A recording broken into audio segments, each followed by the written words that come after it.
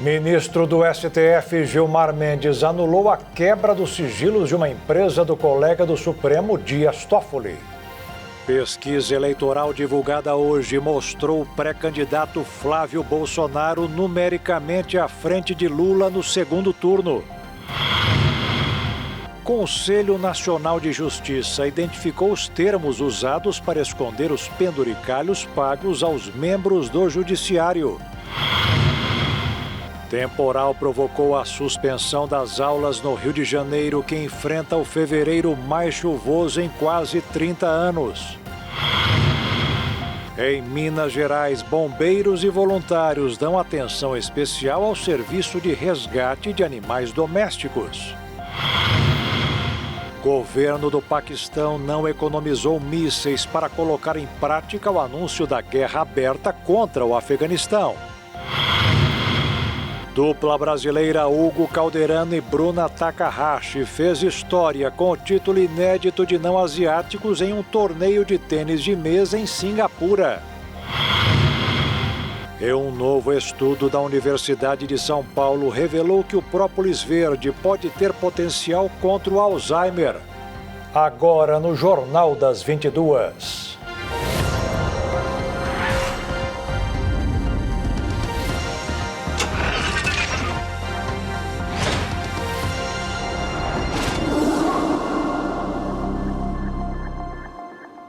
Olá, boa noite.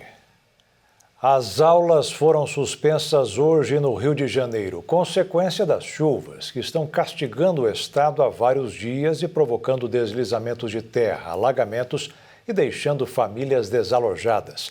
Este é o fevereiro mais chuvoso já enfrentado pelos moradores da capital.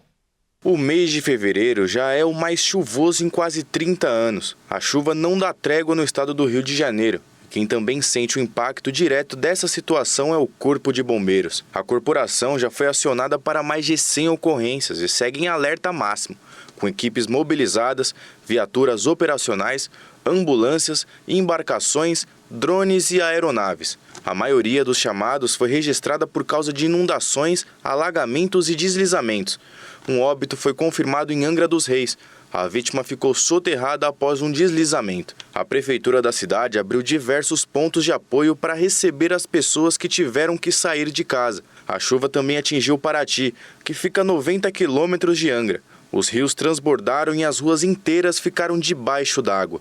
Em Rio das Ostras, um dos municípios mais afetados, o temporal deixou diversos pontos de alagamento e provocou interdições de vias. O município está entre os que mais sofreram com as últimas chuvas. As equipes da prefeitura utilizaram até barcos para socorrer moradores. Não haverá aulas nas unidades da Secretaria de Estado de Educação nos municípios fortemente atingidos pelo temporal. A orientação das autoridades é que a população evite áreas alagadas e locais próximos a encostas, árvores e estruturas metálicas, além de acompanhar os alertas oficiais emitidos pelos canais da Prefeitura e da Defesa Civil. O Centro Nacional de Monitoramento e Alertas de Desastres Naturais do Rio de Janeiro mantém monitoramento meteorológico 24 horas, com emissão contínua de alertas à população.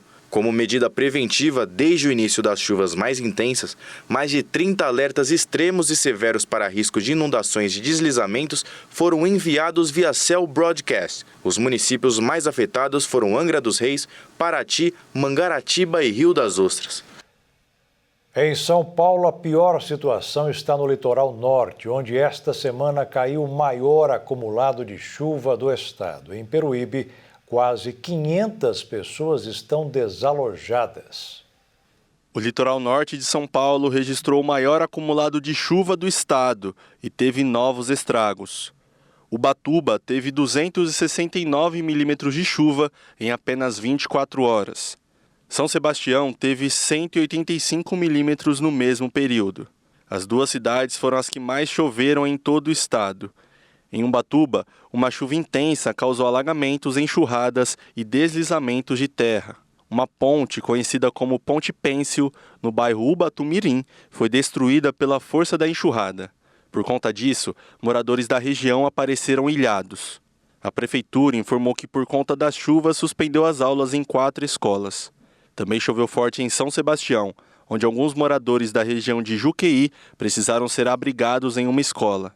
Maresias, Boiçucanga e Barra do Una, que normalmente são lugares procurados pelas belas praias, também foram afetadas pela chuva.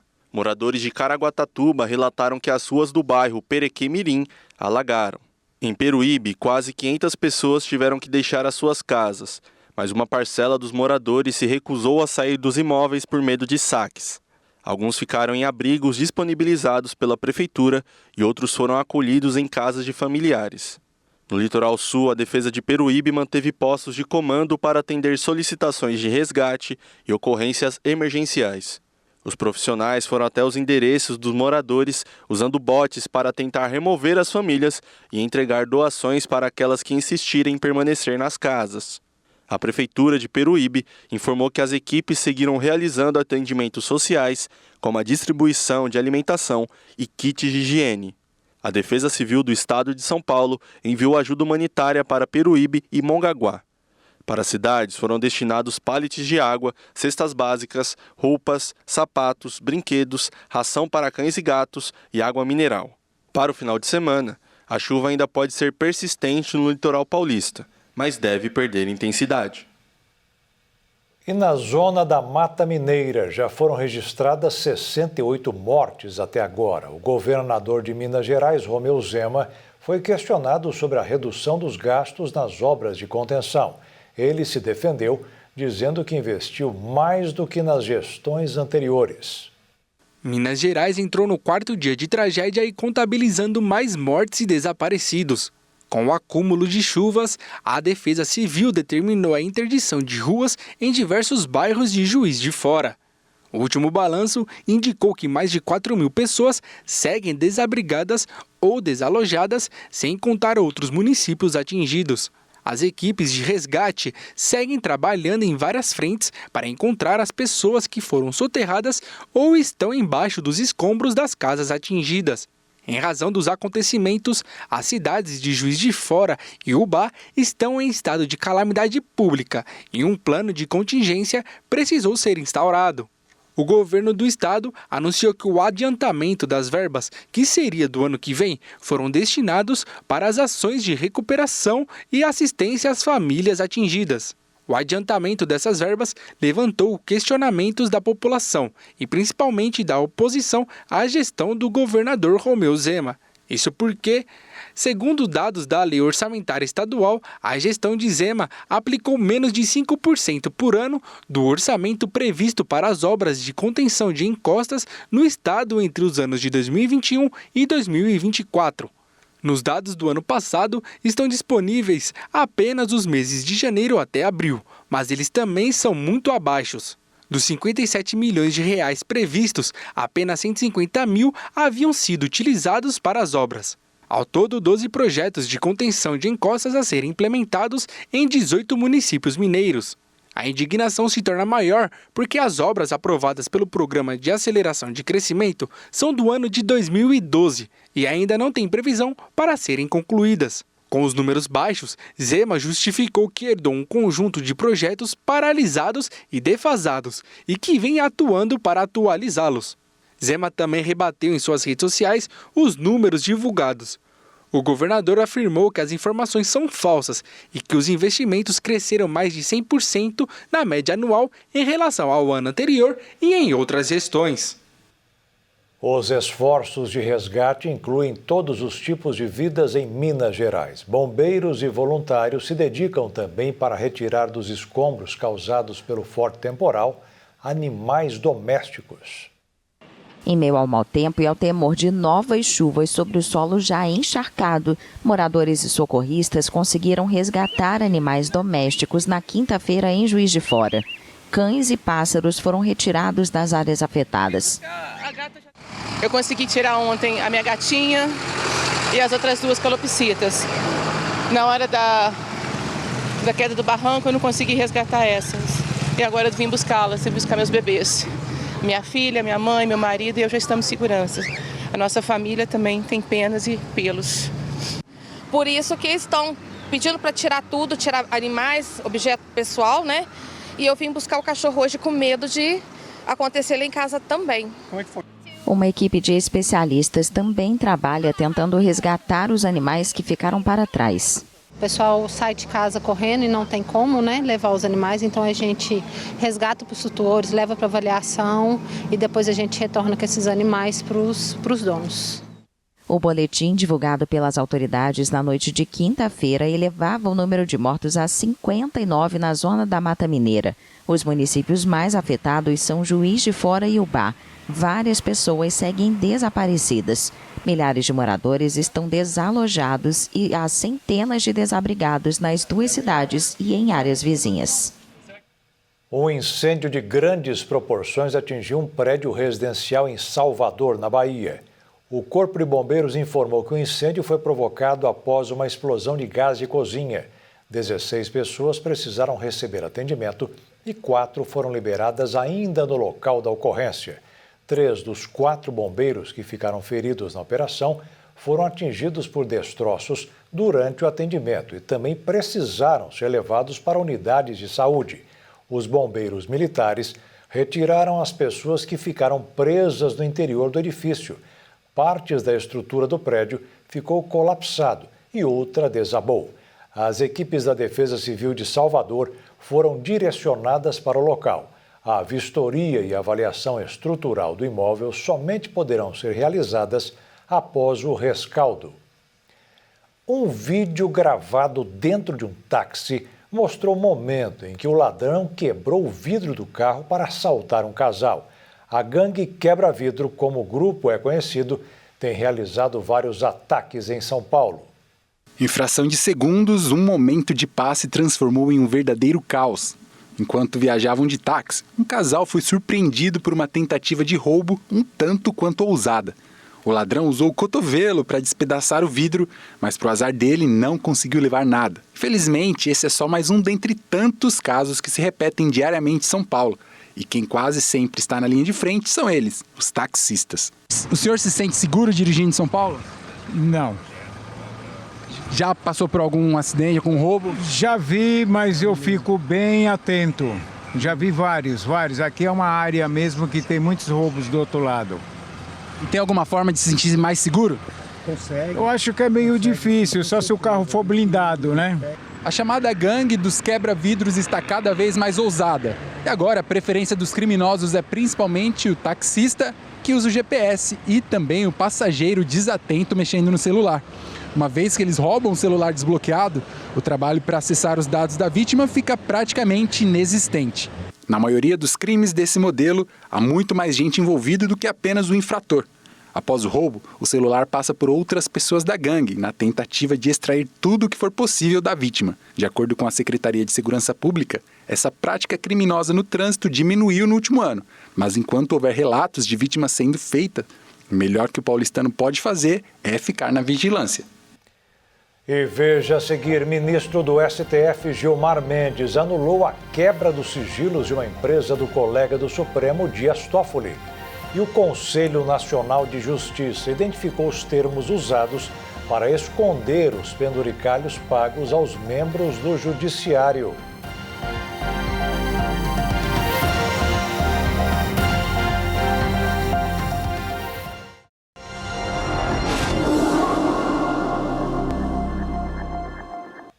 O Conselho Nacional de Justiça identificou 37 nomenclaturas distintas usadas para classificar verbas adicionais pagas a magistrados, até para os que foram aposentados compulsoriamente.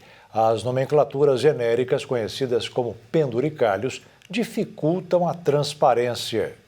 Dezenas de nomes diferentes são usados para classificar verbas adicionais pagas a magistrados punidos pelo Conselho Nacional de Justiça. Os valores conhecidos popularmente como penduricalhos aparecem nos contra-cheques mesmo após a aposentadoria compulsória, sendo essa a sanção administrativa mais grave prevista para integrantes do Judiciário. Dados do painel de remunerações do Conselho Nacional de Justiça apontam pelo menos 37 nomenclaturas distintas para identificar essas parcelas. Entre elas estão termos termos como juros de mora, adicionais temporais e descrições genéricas como outras verbas. Pela Constituição, o teto do funcionalismo público está fixado em cerca de R$ 46 mil mensais. No entanto, a soma de parcelas indenizatórias e direitos pessoais fez com que, em alguns casos analisados, os valores líquidos ultrapassassem R$ 300 mil em um único mês. No início do mês, os ministros do Supremo Tribunal Federal, Flávio Dino e Gilmar Mendes, determinaram a revisão e eventual suspensão de penduricários considerados ilegais. Gilmar Mendes afirmou que há uma proliferação descoordenada de verbas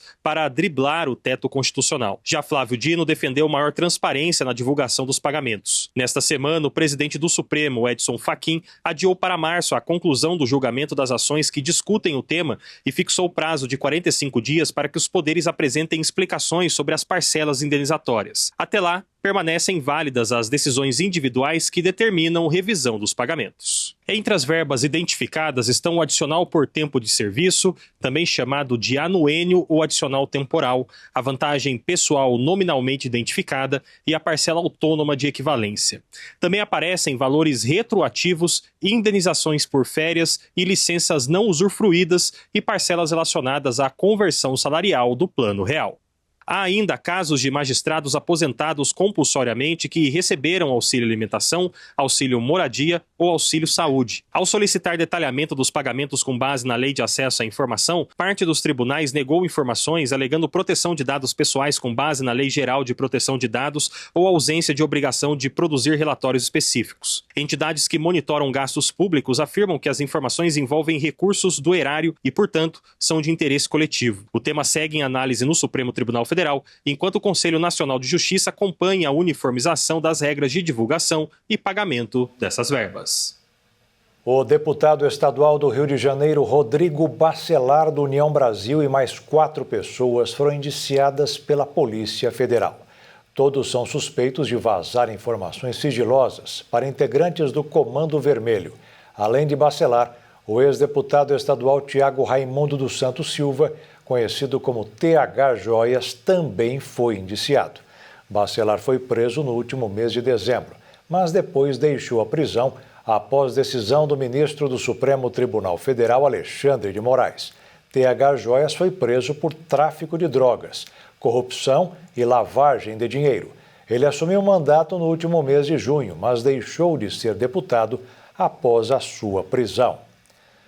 O ministro do Supremo Tribunal Federal, Gilmar Mendes, anulou a quebra de sigilos bancários, fiscais e telefônicos de uma empresa que pertence à família do colega de Supremo, Dias Toffoli.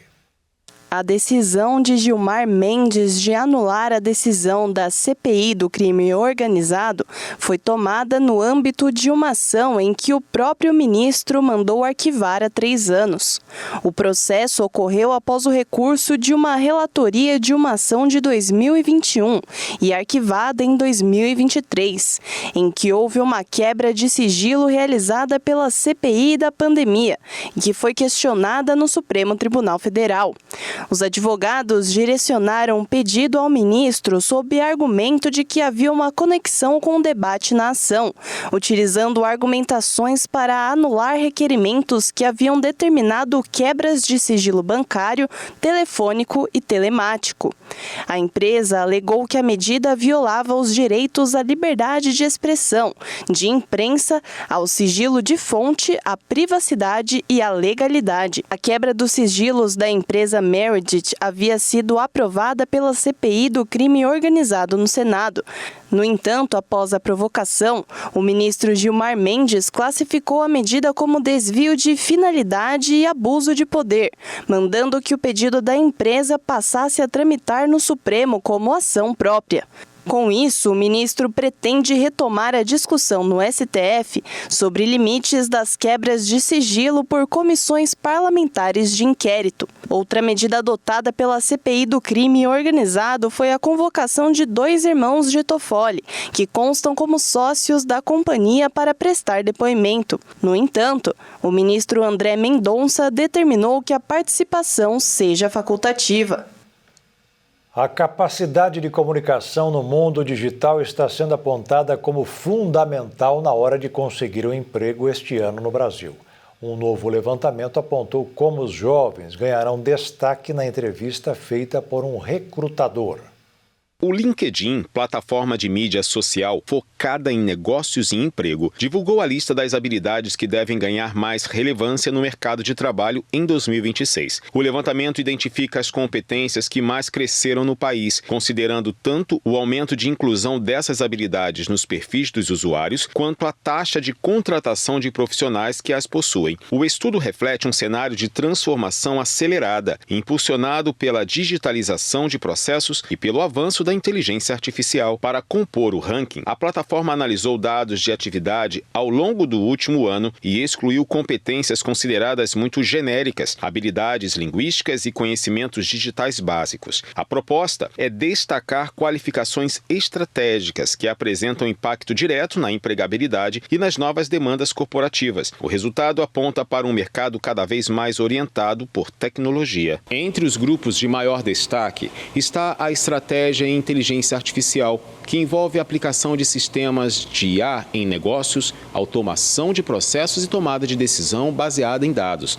Também aparecem com força áreas ligadas a marketing e comunicação digital, incluindo gestão de redes sociais e campanhas, além de engenharia de software, gestão de programas e segurança da informação, setores diretamente conectados à inovação e à proteção de dados. O relatório também evidencia um desafio crescente, a defasagem de qualificação. Segundo dados da própria plataforma, 1 em cada 5 profissionais no mundo afirma que a falta de preparo adequado dificulta a busca por emprego. A incorporação de novas tecnologias às funções tradicionais exige atualização constante e domínio de competências técnicas e comportamentais mais complexas. Especialistas avaliam que o cenário amplia oportunidades, mas eleva o nível de exigência das empresas. Profissionais capazes de combinar conhecimento técnico, pensamento estratégico e adaptação às mudanças tendem a se destacar. A tendência para 2026 indica que investir em qualificação contínua será determinante para acompanhar a evolução do mercado e garantir competitividade em diferentes setores da economia.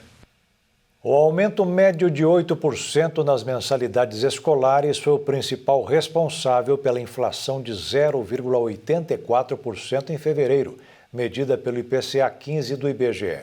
A prévia da inflação ficou bem acima do 0,2% em janeiro. Com este resultado, o acumulado em 12 meses, que é o que conta mais, está em 4,1%, bem longe do centro da meta, o que abalou o mercado financeiro hoje. O dólar caiu 0,1% e fechou o dia estável, cotado em R$ 5,13. E a Bolsa de Valores caiu mais de 1 ponto, aos 188.787 pontos. O governo derrubou o aumento das tarifas para produtos eletrônicos. O recuo aconteceu após a repercussão negativa da proposta. Com a decisão, continuará valendo a alíquota antiga para smartphones e as tarifas foram zeradas para outros 105 produtos. Após uma forte repercussão negativa no Congresso Nacional e também nas redes sociais, o governo decidiu revogar o aumento do imposto de importação para produtos eletrônicos.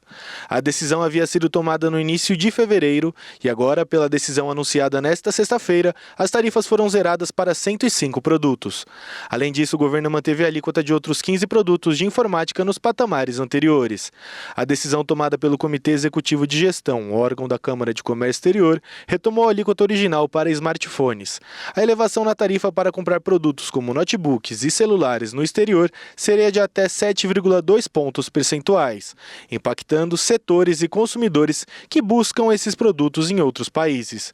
O governo estimava arrecadar até 14 bilhões de reais neste ano com a medida. Ainda não há dados sobre o impacto da revogação parcial no aumento das tarifas, mas o cumprimento da meta de superávit nas contas governamentais em 2026 ficará mais difícil. E a seguir, pesquisa eleitoral divulgada hoje mostrou o pré-candidato Flávio Bolsonaro numericamente à frente de Lula no segundo turno. E o governo do Paquistão não economizou mísseis para colocar em prática o anúncio da guerra aberta contra o Afeganistão.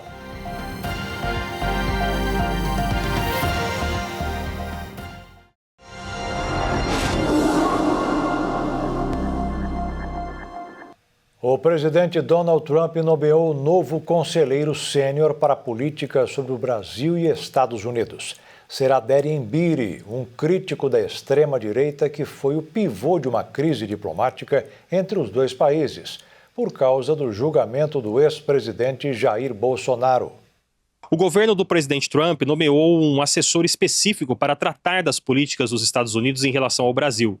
Derek Embiri foi designado como assessor sênior para a política em relação ao Brasil, cargo responsável por propor e também supervisionar ações de Washington direcionadas a Brasília. De acordo com autoridades do Departamento de Estado ouvidas pelas agências norte-americanas, ele já assumiu a função. Embiri é conhecido por declarações críticas ao atual governo brasileiro e por posicionamentos públicos envolvendo decisões do Supremo Tribunal Federal. A nomeação ela ocorre em um momento de sensibilidade nas relações bilaterais. Apesar de uma recente reaproximação entre os presidentes Lula e Trump, os dois países ainda enfrentam pontos de divergência diplomática. O novo assessor já havia provocado repercussão ao criticar o ministro do Supremo, Alexandre de Moraes, chamando o ministro, em publicação nas redes sociais, de principal arquiteto de medidas que, segundo ele, atingiriam o ex-presidente Jair Bolsonaro.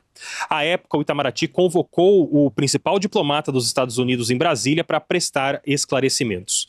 No site oficial do Departamento de Estado, Embiri é descrito como autoridade na área de diplomacia pública e defensor na promoção da liberdade de expressão como instrumento diplomático. Ele já havia atuado no primeiro mandato de Donald Trump como redator de discursos na Casa Branca, mas deixou o cargo em 2018 após participação em evento que gerou controvérsia nos Estados Unidos. A nova função ligada ao Brasil surge no momento em que o presidente Lula planeja visita à Casa Branca prevista agora para o mês de março. Até o momento, nem o governo norte-americano nem o governo brasileiro haviam se manifestado oficialmente sobre a nomeação. Nos bastidores, integrantes do governo brasileiro avaliam com cautela o impacto da escolha, que pode depender do grau de influência interna que o novo assessor vai ter na formulação da política externa dos Estados Unidos. O novo levantamento do Instituto Paraná Pesquisas mostrou pela primeira vez o senador Flávio Bolsonaro à frente do presidente Lula em uma disputa no segundo turno para as eleições presidenciais. Mais da metade dos brasileiros avaliaram que o atual mandatário não merece ser reeleito. De acordo com o novo levantamento do Instituto Paraná Pesquisas, o presidente Luiz Inácio Lula da Silva e o senador Flávio Bolsonaro, do PL, empataram em cenários de primeiro e segundo turno na disputa pelo Palácio do Planalto. No primeiro cenário de primeiro turno avaliado pela pesquisa, Lula teve 39,6% das intenções de voto, contra 35,3% de Flávio Bolsonaro. Logo depois, apareceram o governador do Paraná, Ratinho Júnior, do PSD, com 7,6%, e o de Minas Gerais, Romeu Zema, do Novo, que marcou 3,8%. Em um segundo cenário de primeiro turno, o presidente Lula despontou com 40,5%, contra 36,6% de Flávio. Na sequência, surgiu Romeu Zema, do Novo, com 4,3%, e o governador de Goiás, Ronaldo Caiado, do União, que totalizou 3,7%. A pesquisa também analisou possíveis cenários de segundo turno. No embate entre Lula e Flávio, o senador e primogênito do ex-presidente Jair Bolsonaro surgiu pela primeira vez numericamente à frente do petista. Mesmo assim, houve um empate técnico entre ambos. Flávio Bolsonaro com 44,4%, Lula com 43,8%. Em um outro cenário, com Lula contra Ratinho Júnior, o presidente liderou com 43,6%, contra 39,7% do governador do Paraná. E na disputa entre Lula e Ronaldo Caiado, Lula ficou em primeiro com 45,3% contra 36,2% do governador de Goiás. Nestes dois casos, o presidente Lula ganharia as eleições. O levantamento também revelou que mais da metade da população brasileira avaliou que o presidente Lula não merece ser reeleito. De acordo com a pesquisa, 52,2% dos entrevistados afirmaram que Lula não merece um novo mandato, enquanto 43,9% disseram que ele merece a reeleição. Outros 3,9% não souberam responder. Na comparação com o levantamento de janeiro deste ano, o índice de rejeição ao novo mandato do petista aumentou. O Instituto Paraná Pesquisas ouviu 2.080 pessoas entre os dias 22 e 25 de fevereiro. A margem de erro é de 2 pontos percentuais para mais ou para menos. O Senado da Argentina aprovou hoje a redução da maioridade penal de 16 para 14 anos. Segundo o projeto, quem for condenado por crimes hediondos, como homicídios, ficará detido em prisões sem adultos. A proposta original era para menores a partir dos 13 anos, mas depois de um acordo a idade subiu. Como já foi aprovado pela Câmara dos Deputados, o projeto, que é uma vitória do presidente Javier Milei, aguarda apenas a assinatura dele para entrar em vigor. A presidente da União Europeia, Ursula von der Leyen, informou hoje que será colocado em vigor o acordo com o Mercosul, que deverá criar a maior zona de livre comércio do mundo. O anúncio foi imediatamente criticado pela França, país que lidera a resistência ao pacto. A presidente da Comissão Europeia, Ursula von der Leyen, afirmou que a União Europeia vai aplicar provisoriamente o acordo comercial com o Mercosul. Therefore, over the last weeks, I have discussed this intensively. Portanto, nas últimas semanas, discuti intensamente este assunto com os Estados-membros e com os membros do Parlamento Europeu. Com base nisso, a Comissão dará agora seguimento ao pedido provisório. O pedido provisório é, por sua natureza, provisório, está no próprio nome. Em conformidade com os tratados da UE, o acordo só poderá ser totalmente concluído após o Parlamento Europeu dar o seu consentimento. Once the European Parliament has given its consent.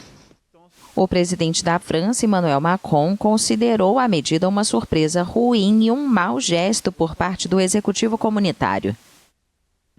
É também uma grande responsabilidade para com os cidadãos europeus e seus representantes que não foram devidamente respeitados. Em essência, para a França é uma surpresa e uma surpresa indesejável. E para o Parlamento Europeu é uma forma descortês de proceder. Em todo caso, no que nos diz respeito, permaneceremos vigilantes e garantiremos que aquilo pelo qual lutamos arduamente para negociar ao longo destes últimos meses seja respeitado. O tratado vai eliminar tarifas para mais de 90% do comércio entre os 27 estados da União Europeia e os fundadores do Mercosul, Argentina, Brasil, Paraguai e Uruguai.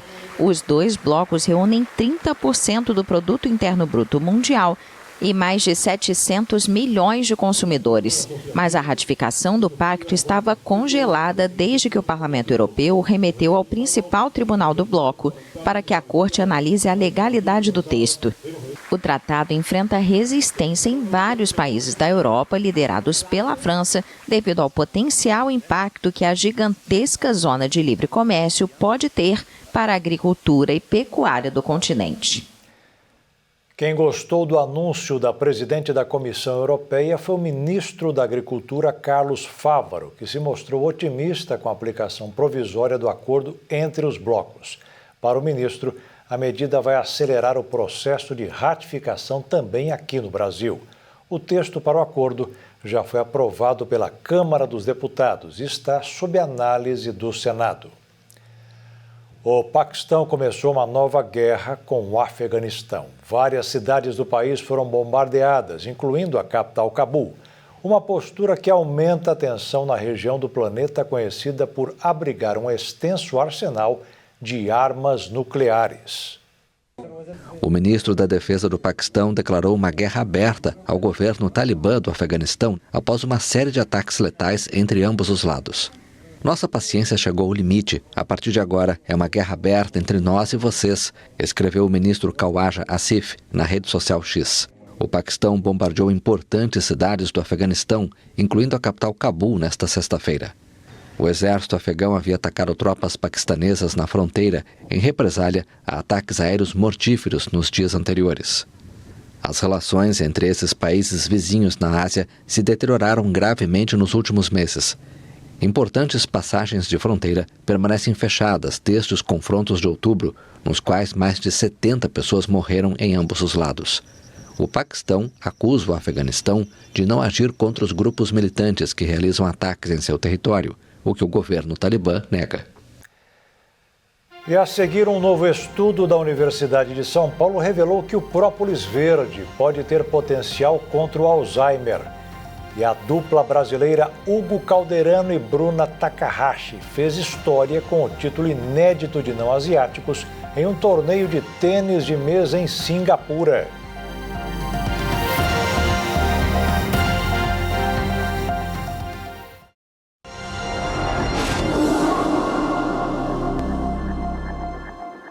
As mulheres estão reforçando o Exército Brasileiro. Este ano, quem está liderando uma iniciativa inédita das Forças Armadas são as jovens do Rio de Janeiro. A partir do dia 2 de março, jovens do sexo feminino passam a integrar oficialmente as Forças Armadas como soldados depois do alistamento voluntário feito em 2025. O Rio de Janeiro liderou esse movimento, sendo o estado com mais mulheres alistadas, num total de mais de 7.300 pessoas. Em 2025, mais de 33.700 mulheres se alistaram voluntariamente para o serviço militar inicial das Forças Armadas. O Exército Brasileiro, que oferece o maior número de vagas, receberá mais de 1.000 mulheres em 14 cidades do país, sendo 159 delas só no Rio de Janeiro. A partir da incorporação, as jovens recrutas passam a cumprir o serviço militar inicial por 12 meses, com os mesmos direitos, deveres, salários e oportunidades dos homens. Durante o período, recebem treinamento intensivo e são preparadas para atuar em áreas como logística, administração, tecnologia, saúde e operações militares. Para receber as novas soldados, as organizações militares passaram por adaptações estruturais, como construção ou adequação de alojamentos, banheiros e vestiários femininos, garantindo privacidade e condições adequadas de permanência. Segundo o Exército, a medida amplia a presença feminina nas Forças Armadas e reflete políticas institucionais de inclusão, diversidade e valorização do potencial das mulheres na defesa nacional. A possibilidade de alistamento feminino voluntário foi criada por meio de um decreto publicado em agosto de 2024, que passou a permitir oficialmente a participação das mulheres no processo de recrutamento militar inicial. Um segundo grupamento de recrutas está previsto para ser incorporado em 3 de agosto de 2026. A conta de luz dos brasileiros continuará com a bandeira verde em março. Significa que não haverá cobrança extra de tarifa para ninguém. Segundo a Agência Nacional de Energia Elétrica, a bandeira verde está em vigor desde o começo do ano, em consequência do aumento das chuvas e do nível dos reservatórios das hidrelétricas. Os caminhoneiros estão enfrentando atrasos incomuns este ano para descarregar soja no terminal portuário de Miritituba, no Pará. A logística do local foi sufocada pelo volume recorde de produção. Na entrada das instalações portuárias está uma fila de quase 40 quilômetros de caminhões, o que dificulta o acesso e aumenta o tempo de espera para descarregar os grãos.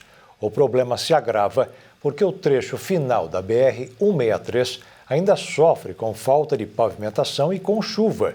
O avanço vira um jogo de paciência.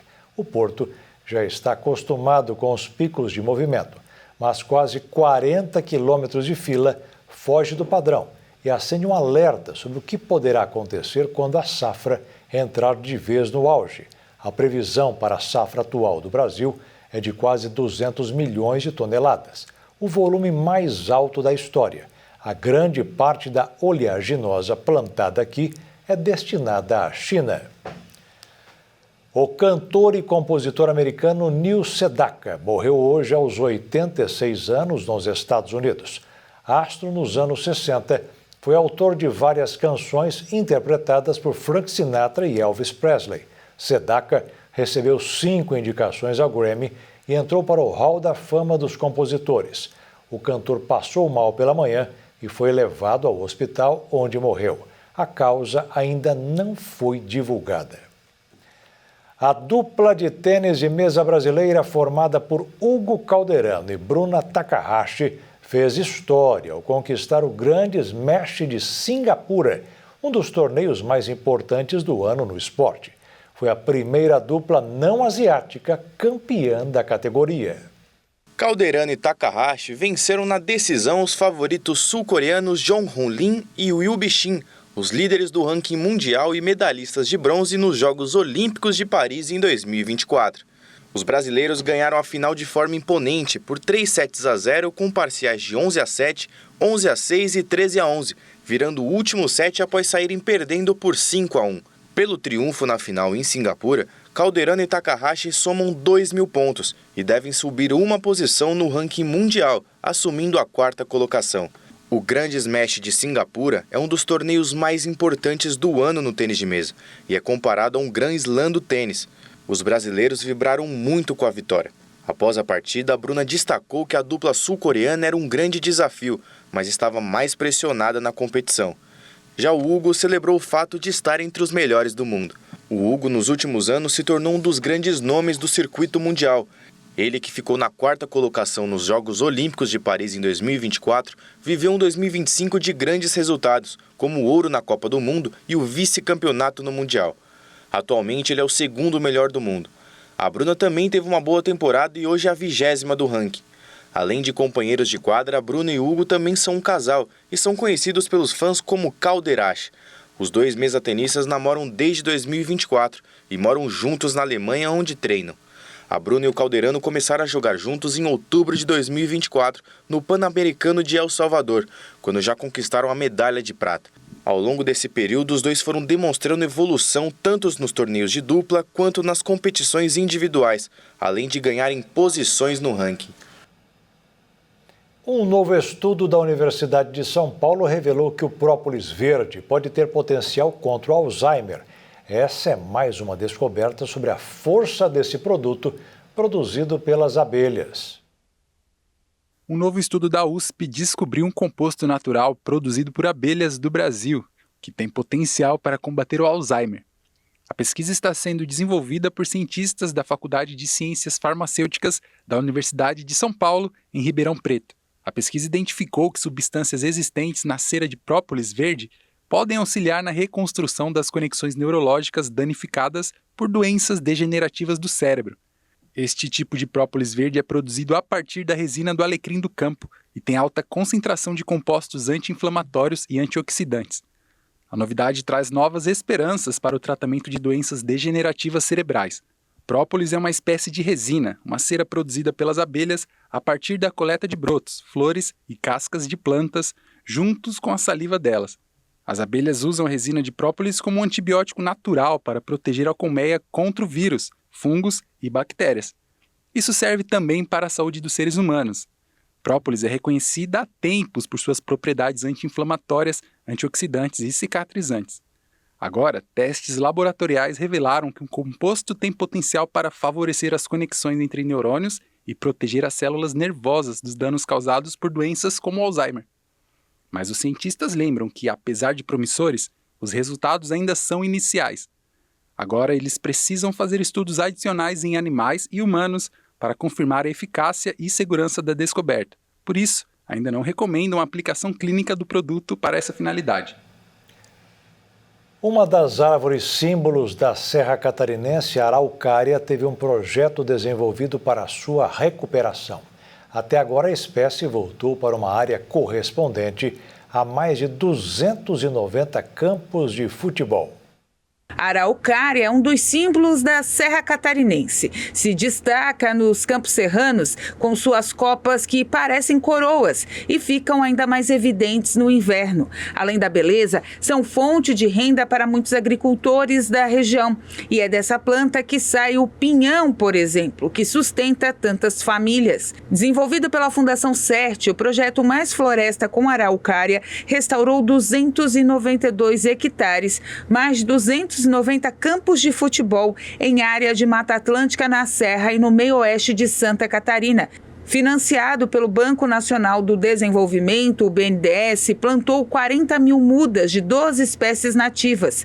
Segundo as equipes, a restauração fortalece a biodiversidade, regulação climática, solo, água e a produção de alimentos e recursos florestais. Na Serra Catarinense, o projeto atuou com agricultores em Urupema e Urubici, recuperando áreas de proteção ambiental, e em Bom Retiro, no Canto da Araponga, no meio meio oeste foi implantado em Passos Maia e em 192 hectares de reserva legal nos assentamentos Zumbi dos Palmares e 29 de junho, com módulos agroflorestais. A araucária, símbolo da floresta e fonte do peão, tem grande valor ecológico e econômico. Também foram utilizadas espécies como erva-mate, goiabeira da serra, imbuiá e casca da santa, essenciais para o enriquecimento e recuperação ambiental. Agricultores e familiares foram capacitados e atuaram na coleta de sementes, plantio e manutenção das áreas, gerando renda e formação técnica. O projeto ampliou oportunidades e inseriu participantes na cadeia de restauração florestal. Ajustes permitiram 2 unidades pilotos das SAFs em Passos Maia em um sistema que combinam árvores e cultura, restaurando o ambiente e produzindo alimentos, permitindo que as famílias forneçam a PENAI e aguardem a produção das espécies nativas. Em parceria com a UDESC, o IFSC e a UFSC, o projeto ampliou viveiros e mapeou áreas e garantiu a qualidade genética das mudas, criando uma rede de ciência e também comunitária, que assegura o sucesso da restauração. O Mais Floresta com Araucária estabeleceu um modelo viável de restauração que contribuiu tanto para a economia local e bem-estar das pessoas, como a manutenção e melhoria da biodiversidade. A restauração florestal da iniciativa está alinhada ao Plano Nacional de Recuperação da Vegetação Nativa e os objetivos da Convenção Quadro das Nações Unidas sobre as Mudanças Climáticas. E o Jornal das 22 termina aqui. Uma boa noite para você, aproveite bem o fim de semana e fique na paz. Tchau.